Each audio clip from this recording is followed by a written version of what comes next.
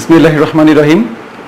হাজী Ashraf Ali high school কর্তৃক আয়োজিত online ক্লাসে পঞ্চম শ্রেণীর শিক্ষার্থী, তোমাদের অনেক অনেক শুভেচ্ছা। কেমন আছো তোমরা? আশা করছি যে অনেক ভালো আছো, তাই না? আবার এক সপ্তাহ পরে তোমাদের সামনে চলে এলাম। তো কি ঘন ঘন বাইরে যাও কি? না, একেবারেই না। প্রয়োজন ছাড়া ঘন ঘন একেবারেই কিন্তু বাইরে যাবে না। আমরা যতই উদাসীন হই না কেন, আমরা কিন্তু এখনো করোনা মুক্ত হতে পারিনি। তো কাজেই অবশ্যই আমাদেরকে স্বাস্থ্যবিধি মেনে চলতে হবে। কেমন? আচ্ছা, তোমাদেরকে একটা প্রশ্ন করি। প্রশ্নটা হচ্ছে, বলো দেখি, সর্বকালের সর্বশ্রেষ্ঠ মানুষকে? সর্বকালের সর্বশ্রেষ্ঠ মানুষকে? অপশন দেব না, একবারে বলবে। হ্যাঁ, আমি বুঝতে পেরেছি যে তোমরা অনেকেই বুঝে ফেলেছো, অনেকেই জানো। হযরত মুহাম্মদ সাল্লাল্লাহু আলাইহি ওয়াসাল্লাম, তাই না? হযরত মুহাম্মদ সাল্লাল্লাহু আলাইহি ওয়াসাল্লাম। আল্লাহ যদি আমাদের প্রিয় নবীকে, নবী সাল্লাল্লাহু আলাইহি ওয়াসাল্লামকে সৃষ্টি না করতেন, তাহলে কি হতো? তাহলে পৃথিবী সৃষ্টি করতেন না। তাহলে পৃথিবী সৃষ্টি করতেন না, তাই না? তো এবার তাহলে বোঝো যে ওনার গুরুত্ব আসলে কতটুকু। তাহলে আমাদেরকে তার সম্পর্কে বেশি বেশি কি জানতে হবে কি না? অবশ্যই তার সম্পর্কে আমাদেরকে বেশি বেশি জানতে হবে, ঠিক আছে? কারণ তিনি হচ্ছেন আমাদের সর্বশ্রেষ্ঠ সর্বোত্তম গাইডলাইন। তার আদর্শকে যদি আমরা লালন করতে পারি, তাহলে আমরা সফলকাম হব। তার দেখানো পথে যদি আমরা চলতে পারি, তাহলে কি হব? আমরা আমাদের জীবন পরিচালনার যে সঠিক পথ, সেই পথটা কিন্তু আমরা খুঁজে পাব, তাই না? আমাদের এই দুনিয়ার জীবন কিন্তু ক্ষণস্থায়ী। আমাদের এই দুনিয়ার জীবন ক্ষণস্থায়ী, এত বেশি ক্ষণস্থায়ী যে আমরা চিন্তাও করি না, কল্পনাও করতে পারি না। আর এই চিন্তা কল্পনা করতে পারি না বলেই আমরা কি করি? আমরা অনেক রকম অন্যায়ের ভেতরে ডুবে থাকি। আমরা অনেক রকম পাপের সাগরে হাবুডুবু খাই, তাই না? দেখো, আমরা অনেক কিছু লোভ করি। লোভ করা কি ভালো? একদম ভালো না। লোভ করা একদম ভালো না। আমরা কখনো কখনো কারোর উপর অত্যন্ত রেগে যাই। আমাকে এটা বলেছে, আমাকে আঘাত করেছে, আমি ওকে মারবো। এই যে কাজগুলো আমরা করি, এটা কেন করি? আমরা রেগে যাই। এই রাগটা কি ভালো? এগুলো ভালো না। কারণ আমার হয়তো ক্ষমতা আছে কাউকে আঘাত করার। আমি হয়তো মনে করছি যে এতে করে কি হলো, যে আমি একটা বড় কিছু হয়ে গেছি, আমি অমুককে আঘাত করতে পারি, কিন্তু সে আমাকে কিছুই করতে পারবে না। কি করবে সে আবার? আসলে এই চিন্তা, এই ধারণাগুলো কিন্তু একদম ভুল। কারণ হচ্ছে সর্বময় শক্তির অধিকারী, সব ক্ষমতার অধিকারী কে? আল্লাহ। আমরা কার কাছ থেকে এসেছি? কোথা থেকে এসেছি? আল্লাহর কাছ থেকে এসেছি। ফিরে যাব কোথায়? আল্লাহর কাছেই ফিরে যাব। আমাদের জীবন কিন্তু খুবই ক্ষণস্থায়ী। তাহলে এই ক্ষণস্থায়ী জীবনে কিসের এত অহংকার, কিসের এত দম্ভ, কিসের এত লোভ লালসা? যদি লোভ করতেই হয়, তাহলে আমাদেরকে বিশ্বাস করতে শিখতে হবে যে আমাদের এই জীবনটা যখন শেষ হয়ে যাবে, তাহলে অনেকে যে মনে করে যে মরে গেলে তো সব শেষ, কি হবে, মাটির সাথে মিশে যাব। সত্যি কি তাই? আসলে একদমই তা না। আমাদের জীবনটা, এই দুনিয়ার জীবনটা খুবই ক্ষণস্থায়ী। এরপরে কিন্তু আমরা মৃত্যুবরণ করব। কিন্তু মৃত্যুবরণ করার সাথে সাথে যে আমাদের সবকিছু শেষ হয়ে যাবে, না। তখন আমাদের আর একটা জীবন শুরু হবে। দুনিয়ার জীবন শেষ, আখিরাতের জীবন শুরু, পরকালীন জীবন শুরু। আমরা এখানে এই দুনিয়াতে যা করব, যে কাজ করব, তার রেজাল্ট পাবো আমরা আখিরাতের জীবনে। আখিরাতে গিয়ে কিন্তু আর কিছু করার নাই, আখিরাতে গিয়ে আমি ভালো মানুষ হয়ে যাব, আখিরাতে গিয়ে আমি আর বেশি বেশি আল্লাহর ইবাদত বন্দেগী করব, এমনটার সুযোগ নাই। ওখানে আমাদের আর কিছুই করার নাই, যা কিছু করার এই দুনিয়াতে। তার মানে বলা যেতে পারে দুনিয়া হচ্ছে একটা পরীক্ষা কেন্দ্র। ঠিক আছে, দুনিয়া হচ্ছে একটা পরীক্ষা কেন্দ্র। তুমি একজন শিক্ষার্থী, তোমাকে তো পরীক্ষা দিতে হয়। তুমি যদি ভালো পড়াশোনা না করো তাহলে কি রেজাল্ট ভালো? অবশ্যই না। তোমাকে রেজাল্ট ভালো করার জন্য অবশ্যই অবশ্যই পড়াশোনা করতে হয়। ঠিক তেমনি ভাবে যদি আমরা দুনিয়ায় ভালো কাজ করি তাহলে আখিরাতে গিয়ে, পরকালে গিয়ে আমরা কি অনেক ভালো পুরস্কার পাবো, আমরা জান্নাত পাবো। সুখের কি মানে আমরা কি দেখেছি পৃথিবীতে? আসলে পৃথিবীতে সুখের কিছু আছে? পৃথিবীতে সুখের, ভালো লাগার আসলে কিছুই নাই। আমরা সত্যকে ভালোভাবে আঁকড়ে ধরতে পারি না, আমরা সত্যকে ভালোভাবে উপলব্ধি করতে পারি না, যার কারণে কি হয়, আমরা এই দুনিয়ার মানে ঠুনকো, একেবারেই ঠুনকো যে সৌন্দর্য, সেটাকে আমরা খুব বড় মনে করি। আসলে এটা কোনো সৌন্দর্যই না, এটা কোনো, এখানে ভালো লাগার মতো কিছু নেই। এখানে আমাদের আল্লাহ পাঠিয়েছেন, আমাদের এখানে আমাদের জীবন চালানোর জন্য কাজ করতে হবে এবং আল্লাহকে স্মরণ করতে হবে, পরকালের কথা মনে করতে হবে যে আমাদের এই জীবনই শেষ না। আমাদের কাজ কি? আমরা পৃথিবীতে আসলাম, খাইলাম দাইলাম, এরপর ইচ্ছা মতো চলাফেরা করলাম, একসময় মরে গেলাম। এটা কি আমাদের কাজ হতে পারে? অবশ্যই না, এটা আমাদের কাজ নয়। তো আমাদের কাজ কি এই সম্পর্কে যে মানুষটি আমাদেরকে পথ দেখিয়েছেন, যে মানুষটি সর্বকালের শ্রেষ্ঠ মানুষ হিসেবে পরিগণিত হয়েছেন, সেই মানুষটির নাম হযরত মুহাম্মদ সাল্লাল্লাহু আলাইহি ওয়াসাল্লাম। সবাই বলো সাল্লাল্লাহু আলাইহি ওয়াসাল্লাম। তো মহানবী সাল্লাল্লাহু আলাইহি ইসলামের বিদায় হজ, আচ্ছা বিদায় হজ মানে কি? শেষ হজ, মানে এই হজের পরে নবীজি সাল্লাল্লাহু আলাইহি ওয়াসাল্লাম আর কোনো হজ করতে পারেননি, তাই না? তো সেই শেষ হজে মহানবী সাল্লাল্লাহু আলাইহি ওয়াসাল্লাম কি বলেছেন, আমাদের জন্য কি মেসেজ রেখে গেছেন, সেটা কিন্তু তোমাদের বাংলা বইয়ে বিদায় হজ প্রবন্ধে রয়েছে। আমি যে এতক্ষণ কথা বললাম, তোমরা নিশ্চয়ই বুঝতে পেরেছো যে আমি কোন বিষয় নিয়ে কথা বলবো। তোমাদের বইয়ে, বাংলা বইয়ে যে বিদায় হজ প্রবন্ধটা আছে সেটা নিয়ে। তোমরা সবাই নিশ্চয়ই বই কাছে রেখেছো এবং খাতা কলমটাও কিন্তু নিতে ভুলবে না। আমরা একটু পড়ি। 10ম হিজরি, আরব দেশের অনেকেই তখন ইসলাম ধর্ম গ্রহণ করেছেন। মহানবী হযরত মুহাম্মদ সাল্লাল্লাহু আলাইহি ওয়াসাল্লাম মানুষের কাছে পৌঁছে দিয়েছেন সত্য, ন্যায় ও মানবতার বাণী। খুব ভালো করে কথাটা খেয়াল করো যে মহানবী সাল্লাল্লাহু আলাইহি ওয়াসাল্লাম কি করেছেন? মানুষের কাছে পৌঁছে দিয়েছেন। কি পৌঁছে দিয়েছেন? সত্য, ন্যায় ও মানবতার বাণী।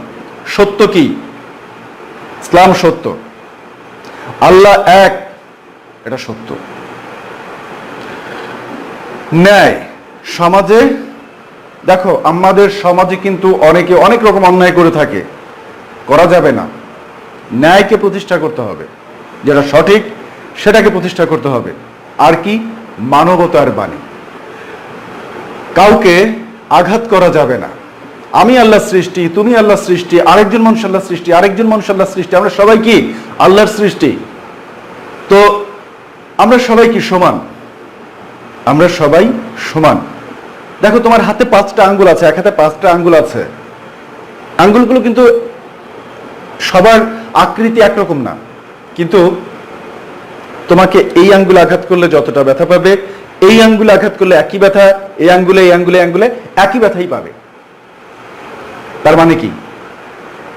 তার মানে হচ্ছে সমান ব্যথা রয়েছে এবং এই 5টা আঙ্গুলের কোনো একটি ছাড়া আমরা সুন্দরভাবে কোনো কাজ করতে পারবো না, সম্ভব নয়, তাই না? ঠিক তেমনি ভাবে সব মানুষই সমান, সব মানুষই সমান অধিকার ভোগ করবে, এটাই হচ্ছে মানবতা। ইসলামের এই বাণী তখন দিকে দিকে ছড়িয়ে পড়েছে। 10ম হিজরির হজের সময় এসে গেল। মহানবী হযরত মুহাম্মদ সাল্লাল্লাহু আলাইহি ওয়াসাল্লাম অন্তরের গভীরে কাবার আহ্বান অনুভব করলেন। তিনি স্থির করলেন সাহাবীদের সঙ্গে নিয়ে তিনি হজ পালন করবেন। এই সংবাদ চারিদিকে দ্রুত ছড়িয়ে পড়ল। জিলকদ মাস, নবীজি সাল্লাল্লাহু আলাইহি ওয়াসাল্লামের কাছে সমবেত হয়েছেন হাজার হাজার মানুষ। তাদের ইচ্ছা নবীজি সাল্লাল্লাহু আলাইহি ওয়াসাল্লামের সঙ্গে হজ পালন করবেন। জিলকদ মাসের শেষ দিকে মহানবী সাল্লাল্লাহু আলাইহি ওয়াসাল্লামের সঙ্গে তারা মক্কার পথে যাত্রা করলেন। যারা তাকে কখনো দেখেননি তারাও এই মহামানবকে একবার দেখার জন্য কাবা শরীফে এলেন। যারা মহানবী সাল্লাল্লাহু আলাইহি ওয়াসাল্লামকে দেখেননি তারাও এই মহামানবকে দেখার জন্য তার অনুসারী হলেন, সঙ্গী হলেন। তারা অনেক ভাগ্যবান না? অবশ্যই তাই। যারা মহানবী সাল্লাল্লাহু আলাইহি ওয়াসাল্লামকে সচক্ষে দেখতে পেরেছেন, তার কাছাকাছি থাকতে পেরেছেন, এটা আসলে অনেক বড় ভাগ্যের ব্যাপার। আমরা যদি অনেক আমল আছে, অনেক ইবাদত আছে, স্বপ্নে মহানবী সাল্লাল্লাহু আলাইহি ওয়াসাল্লামকে দেখা যায়, তো আমরা যদি সেটা না পারি অন্তত তার কথাগুলো যদি আমরা মেনে চলি, তার দেখানো পথে যদি আমরা মেনে চলি, তাহলে আমরাও কিন্তু সৌভাগ্যের অধিকারী হব। আরব দেশের নানা স্থান থেকে সেবার প্রায় 2 লক্ষ মানুষ হজ পালন করতে আসেন। আরাফাতের ময়দানে এত বিপুল সংখ্যক মানুষ দেখে মহানবী সাল্লাল্লাহু আলাইহি ওয়াসাল্লামের মন আনন্দে ভরে গেল। এত মানুষ, এরা সবাই ইসলাম ধর্ম গ্রহণ করেছেন। জাবালে রহমাত নামক পাহাড়ে দাঁড়িয়ে তিনি সমবেত মানুষের উদ্দেশ্যে ভাষণ দিলেন। কোথায় দাঁড়িয়ে ভাষণ দিলেন? জাবালে রাহমাত নামক পাহাড়ে। এটা মনে রাখতে হবে, ঠিক আছে? জাবালে রাহমাত নামক পাহাড়ে দাঁড়িয়ে তিনি সমবেত মানুষের উদ্দেশ্যে ভাষণ দিলেন। হজ উপলক্ষে আরাফাত ময়দানে নবীজি সাল্লাল্লাহু আলাইহি ওয়াসাল্লামের এটি শেষ ভাষণ। তার মানে যদি তোমাদেরকে প্রশ্ন করা হয় হজ উপলক্ষে মহানবী সাল্লাল্লাহু আলাইহি ওয়াসাল্লাম কোথায় শেষ ভাষণ দিয়েছিলেন? আরাফাত ময়দানে। আরাফাত ময়দানের কোথায়? ওই যে জাবালে রহমত নামক পাহাড়ে। আর তাই এটি বিদায় হজের ভাষণ নামে খ্যাত। মানবজাতি চিরদিন তার এই ভাষণকে গভীর শ্রদ্ধায় স্মরণ করবে। মহানবী হযরত মুহাম্মদ সাল্লাল্লাহু আলাইহি ওয়াসাল্লাম প্রথমেই আল্লাহর প্রশংসা করলেন, তারপর সমবেত মানুষের দিকে তাকিয়ে তিনি বললেন, আচ্ছা মহানবী সাল্লাল্লাহু আলাইহি ওয়াসাল্লাম যা বললেন আমরা শুনবো। তো এখানে একটা কথা দেখো যে মহানবী হযরত মুহাম্মদ সাল্লাল্লাহু আলাইহি ওয়াসাল্লাম প্রথমেই আল্লাহর প্রশংসা করলেন, তাই না?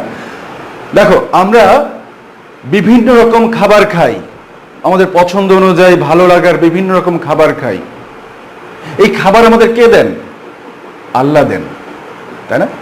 আমরা বেঁচে আছি, এই যে আমরা বিনামূল্যে, এইটা যদি আসলে ট্যাক্স দিয়ে পেতে হতো তাহলে কিন্তু আমাদের জন্য অনেক সমস্যা হয়ে যেত।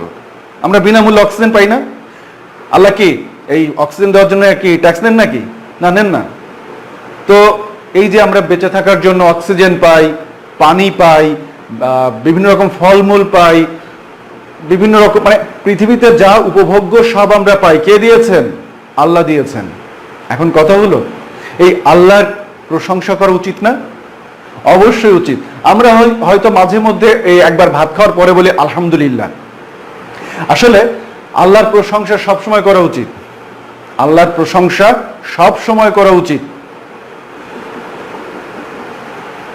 তারপর সমবেত মানুষের দিকে তাকিয়ে তিনি বললেন, তোমরা আমার কথা মনোযোগ দিয়ে শোনো। কার কথা শোনার কথা বলা হয়েছে? মহানবী সাল্লাল্লাহু আলাইহি ওয়াসাল্লামের কথা বলা হয়েছে। আজকের এই দিন তোমাদের কাছে পবিত্র, এ মাসটিও তেমনি তোমাদের কাছে পবিত্র। তোমাদের জীবন ও সম্পত্তি তোমাদের পরস্পরের কাছে পবিত্র। খুব ভালো করে কথাটা বোঝার চেষ্টা করো যে আজকের দিন পবিত্র, মাস পবিত্র, আর কি তোমাদের জীবন ও সম্পত্তি পরস্পরের কাছে পবিত্র। আমরা এখন টিভি চ্যানেল খুললে পত্রিকার পাতা খুললে কি খুন, হত্যা, রাহাজানি, এরকম অনেক কিছু আমরা দেখতে পাই, প্রতিনিয়ত দেখতে পাই। তাহলে কি হলো? কথা কি ছিল? যে তোমাদের জীবন ও সম্পত্তি পরস্পরের কাছে পবিত্র। তুমি তোমার নিজের জীবনকে যেমন ভালোবাসো, নিজের ধন সম্পত্তিকে যেমন ভালোবাসো, তেমনি ভাবে অন্যের কথাও তোমাকে মাথায় রাখতে হবে। অন্যায়ভাবে তুমি কাউকে হত্যা করতে পারো না, তুমি কারো সম্পত্তি গ্রাস করতে পারো না। মনে রেখো, একদিন তোমরা আল্লাহর কাছে হাজির হবে। পৃথিবীতে তোমরা যে কাজ করেছো, আল্লাহ তোমাদের কাছে তার হিসাব চাইবেন। যে কথাটা আমি আগেই বলেছি, যে এই দুনিয়ায় আমাদের সব নয়, আমাদেরকে ফিরে যেতে হবে আল্লাহর কাছে। দুনিয়াতে আমরা যা করব তার হিসাব দিতে হবে আল্লাহর কাছে। তো কাজেই এই জিনিস, মানে এই কথাটা ভুলে গেলে চলবে না। তোমাদের কৃতদাসীরাও আল্লাহর বান্দা, তাদের প্রতি নিষ্ঠুর ব্যবহার করো না। তোমরা নিজেরা যা খাবে তাদেরও তাই খেতে দেবে, নিজেরা যে কাপড় পরবে তাদেরও তাই পরতে দেবে। আমাদের অনেকের ঘরেই কিন্তু কাজের লোক রয়েছে। তো অনেকে আমরা কি করি, সেই কাজের ছেলে হোক বা মেয়ে হোক, তাদের উপর অনেক টর্চার করা হয়। পত্রিকা খুললে দেখা যায় যে গরম পানি একটা বাচ্চা ছেলে বা বাচ্চা মেয়ের গায়ে ঢেলে দেওয়া হয়েছে। আমরা ভুলে যাই ওরাও আমাদের মতো মানুষ, ওদেরকেও আল্লাহ সৃষ্টি করেছেন। তোমার অর্থ সম্পদ আছে, ওদের নেই, কিন্তু ওদের সাথে ভালো ব্যবহারটা করতে হবে। তোমরা যা ভোগ করো, তোমাদের অর্থ সামগ্রী আছে, তোমরা সেটা দিয়ে কিনতে পারো, উপভোগ করতে পারো। ওদের সেই ক্ষমতা নেই, কিন্তু ওদেরকেও নিজ দায়িত্বে তোমরা যা খাও সেটাই খেতে দেবে, তোমরা যা পড়ো সেটাই পড়তে দেবে।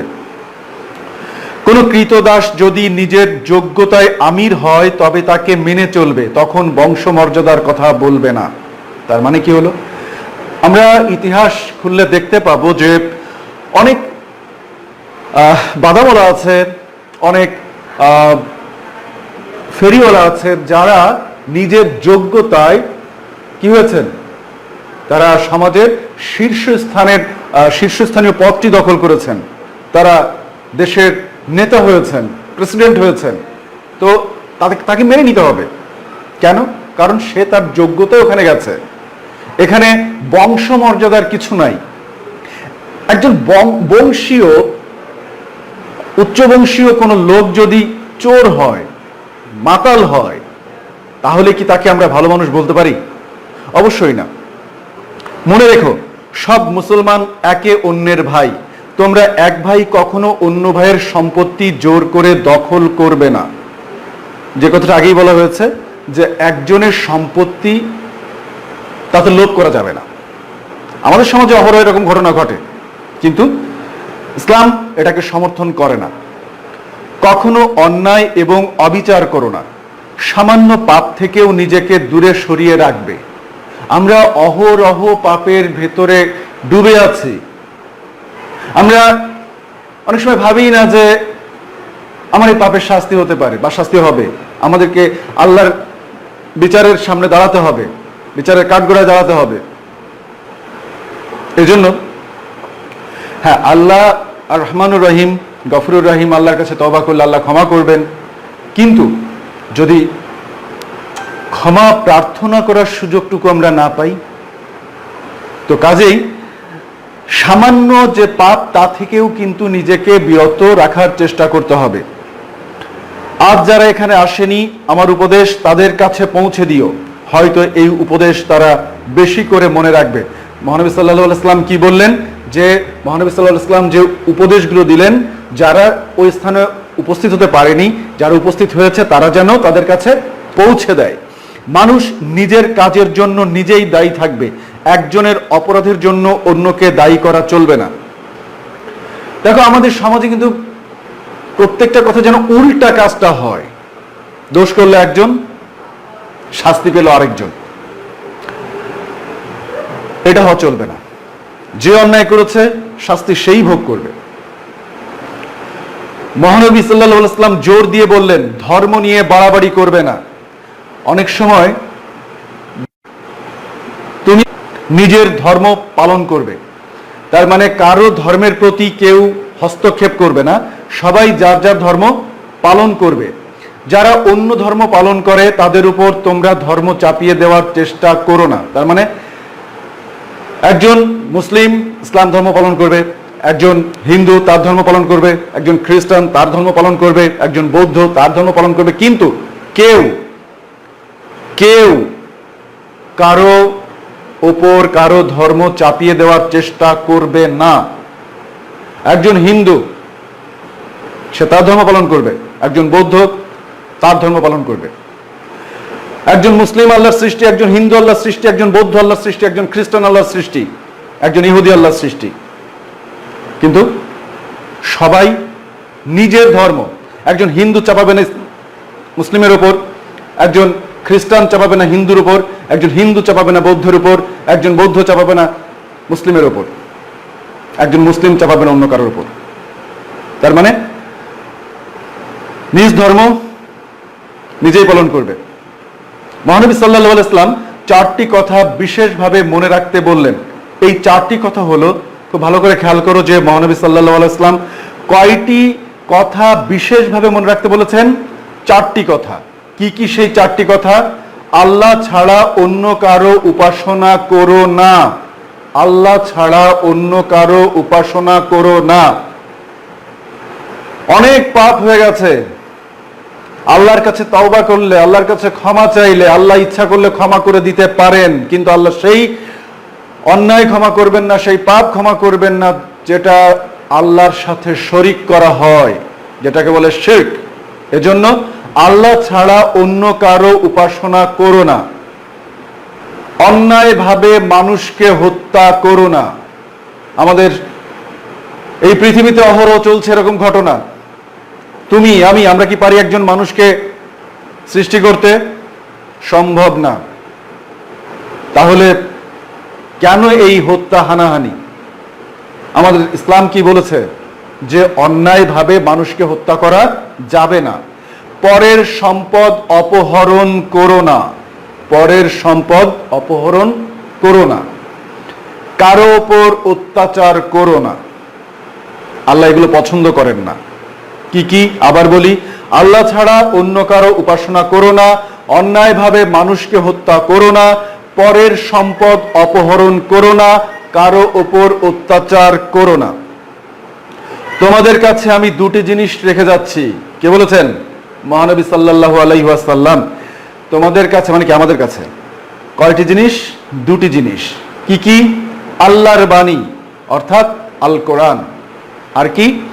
আল্লাহর প্রেরিত পুরুষ রাসূলের জীবন আদর্শ, তার মানে হাদিস, তাই না?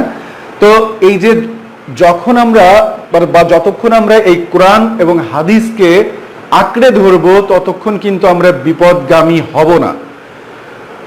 মহানবী সাল্লাল্লাহু আলাইহি ওয়াসাল্লাম তার ভাষণ শেষ করলেন, তার চোখ মুখ আনন্দে উজ্জ্বল হয়ে উঠল। আকাশের দিকে তাকিয়ে তিনি বললেন, হে আল্লাহ, আমি কি তোমার বাণী মানুষের কাছে পৌঁছে দিতে পেরেছি? আরাফাতের ময়দান থেকে লক্ষ লক্ষ কণ্ঠে ধ্বনিত হলো, হ্যাঁ আপনি পেরেছেন। মহানবী হযরত মুহাম্মদ সাল্লাল্লাহু আলাইহি ওয়াসাল্লামের মন তখন আনন্দে পূর্ণ হয়ে উঠল। পৃথিবীতে তার কাজ শেষ হয়েছে। তার মনে হলো হয়তো এটাই তার জীবনের শেষ হজ, হয়তো তিনি আর কাবা শরীফে উপস্থিত হতে পারবেন না। সমবেত মানুষের উদ্দেশ্যে তিনি বললেন, তোমরা সাক্ষী, আমি কর্তব্য পালন করেছি, বিদায়। তার মানে ইসলামকে পৃথিবীতে প্রতিষ্ঠা করার দায়িত্ব আল্লাহ কাকে দিয়েছিলেন? নবীজি সাল্লাল্লাহু আলাইহি ওয়াসাল্লামকে, তাই না? নবীজি সাল্লাল্লাহু আলাইহি ওয়াসাল্লাম এই ভাষণের মাধ্যমে তিনি তার কাজের, তিনি তার দায়িত্বের পূর্ণতা সাধন করতে পেরেছেন। তো মনে আছে মহানবী সাল্লাল্লাহু আলাইহি ওয়াসাল্লাম কোন দুটি জিনিস আমাদের মাঝে রেখে গেছেন? আমরা মহানবী সাল্লাল্লাহু আলাইহি ওয়াসাল্লামের কাছে যেতে পারিনি, মহানবী সাল্লাল্লাহু আলাইহি ওয়াসাল্লামকে আমরা দেখিনি দুই চোখে, কিন্তু তিনি যে দুটি জিনিসের কথা বলেছেন সেই দুটি জিনিসকে যদি আমরা আঁকড়ে ধরি তাহলে দুনিয়াতেও শান্তি, আখিরাতেও শান্তি। একজন ভালো মানুষের জন্য, একজন মুমিনের জন্য আখিরাত কি? শান্তির জায়গা। তো আমরাও যদি সেই শান্তি পেতে চাই তাহলে আমাদেরও উচিত নবীজি সাল্লাল্লাহু আলাইহি ওয়াসাল্লামের রেখে যাওয়া সেই দুটি জিনিসকে আঁকড়ে ধরা। মোটামুটি এই ছিল বিদায় হজ প্রবন্ধ। আমি তোমাদেরকে কিছু প্রশ্ন দিব। আচ্ছা, কিছু প্রশ্ন বলতে কিছু বিপরীত শব্দ, শব্দার্থ, এই টাইপের কিছু জিনিস দিই, অথবা এক কথায় প্রকাশ। আচ্ছা, আজকে আমরা এক কথায় প্রকাশ লিখি।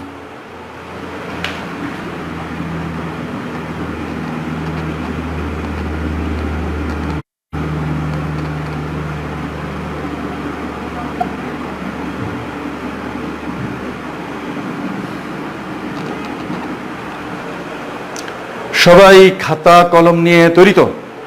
ওকে।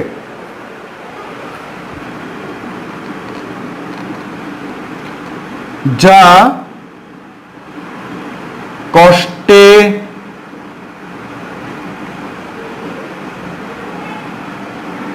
লাভ করা যায়, যা কষ্টে লাভ করা যায়। 2 নম্বর প্রশ্ন,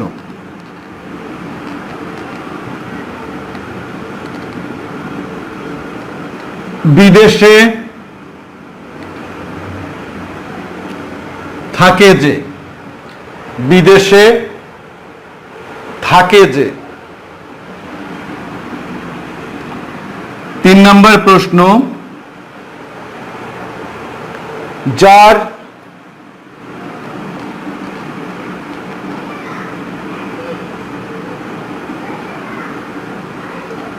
তুলনা হয় না। আমরা এই তিনটা এক কথায় প্রকাশের উত্তর আগে জেনে নিই। 1 নম্বরে কি ছিল? যা কষ্টে লাভ করা যায়। অপশন দেই, অলাভ, সুলভ, দুর্লভ, লাভহীন। হ্যাঁ, তোমরা সঠিকটাই চিন্তা করেছো, দুর্লভ। যা কষ্টে লাভ করা যায় দুর্লভ।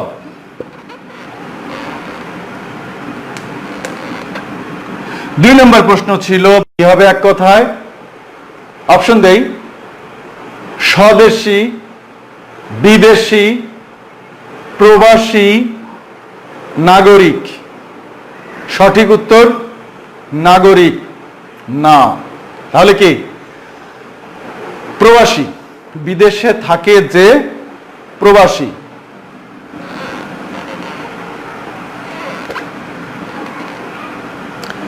3 নম্বর, আকাশে যে উড়ে বেড়ায় কি? সুপারম্যান, প্লেন, হেলিকপ্টার, খেচর। খেচর কোনটি? সুপারম্যান, প্লেন, হেলিকপ্টার, খেচর। সঠিক উত্তর প্লেন। প্লেন না? কেন? আমরা তো প্লেন সবসময় উঠতে দেখি, ভক করে আকাশ ওড়ে না। সঠিক উত্তর হচ্ছে খেচর। আকাশে যে উড়ে বেড়ায়, সঠিক উত্তর কি হবে? খেচর। 5 নম্বর প্রশ্ন কি ছিল? যা জলে চড়ে, যা জলে চড়ে কি হবে? জলজ, জলচর, স্থলচর, উভচর। জলজ, তাই না? না, যা জলে চড়ে জলচর, যা জলে চড়ে জলচর। আমি কিন্তু উত্তরগুলো লিখে দেয়নি, উত্তরগুলো লেখার দায়িত্ব তোমাদের। আমি বলবো, লিখবে তোমরা। যা জলে চড়ে জলচর। আর দিব?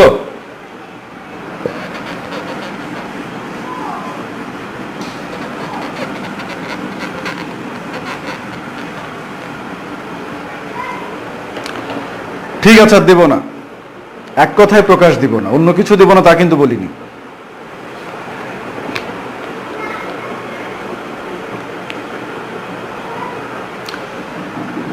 শব্দার্থ।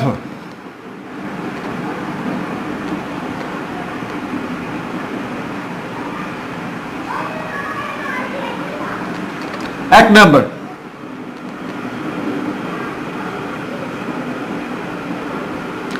আমির শব্দের অর্থ কি?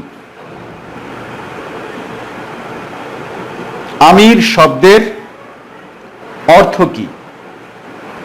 2,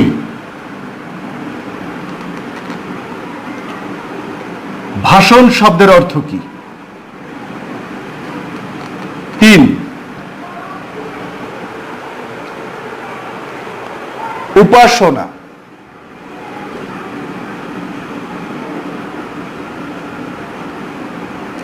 4,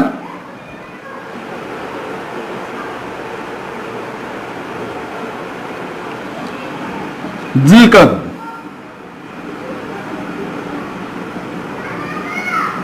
5,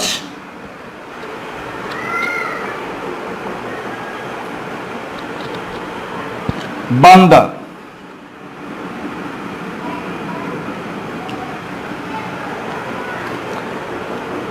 কি কি দিলাম? আমির, ভাষণ, উপাসনা, জিলকদ, বান্দা। প্রথমে কি আছে? আমির। আমির শব্দের অর্থ কি? অনেক মানুষের নাম কিন্তু আমির হয়, আমির হোসেন, আমির আলী, আসলে কিন্তু এই আমির সেই আমির না, তাই না? আমির মানে হচ্ছে ধনী বা বড়লোক। আমির মানে ধনী বা বড়লোক। এরপরে কি বলেছে? ভাষণ। ভাষণ মানে কি? ভাষণ মানে হতে পারে বক্তৃতা, তাই না? তো আর কি হতে পারে?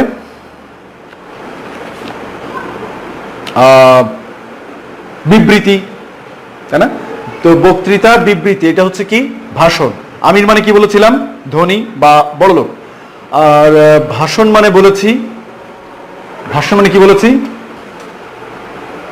ভাষণ মানে বলেছি বক্তৃতা, বিবৃতি, তাই না? আচ্ছা, এরপরে কি বলেছি? উপাসনা। উপাসনা মানে কি? আমরা কার উপাসনা করি? আল্লাহর উপাসনা করি, তার মানে কি? আল্লাহর ইবাদত করি, তার মানে উপাসনা মানে ইবাদত, বন্দেগী। তারপরে আল্লাহর ধ্যান, আরাধনা, এইগুলা। এরপরে কি বলেছি? জিলকদ। এটা কি খুব অপরিচিত শব্দ? জিলকদ। জিলকদ মানে হচ্ছে একটি মাসের নাম। জানুয়ারি, ফেব্রুয়ারি, মার্চ, জিলকদ কই? আসলে এটি আরবি মাসের নাম, এটি বাংলা মাসের নামও না, এটি ইংরেজি মাসের নামও না, এটি আরবি মাসের একটি নাম, মানে একটি আরবি মাসের নাম। জিলকদ হচ্ছে একটি আরবি মাসের নাম। এরপরে কি বলেছি? বান্দা। বান্দা মানে কি? গোলাম, তাই না? বান্দা মানে গোলাম, দাস। তোমার কি মনে হয় যে তুমি কারো গোলাম? তুমি গোলাম, আমি গোলাম, আমরা সবাই গোলাম। কার গোলাম? আল্লাহর গোলাম, আল্লাহর বান্দা। তো আজকে এ পর্যন্তই থাক নাকি? কষ্ট হয়ে গেছে অনেক। তো ভালো থাকবে, সুস্থ থাকবে, সুন্দর থাকবে। আগামী সপ্তাহে আবার তোমাদের সঙ্গে দেখা হবে। অবশ্যই অবশ্যই স্বাস্থ্যবিধি মেনে চলবে। আল্লাহ হাফিজ।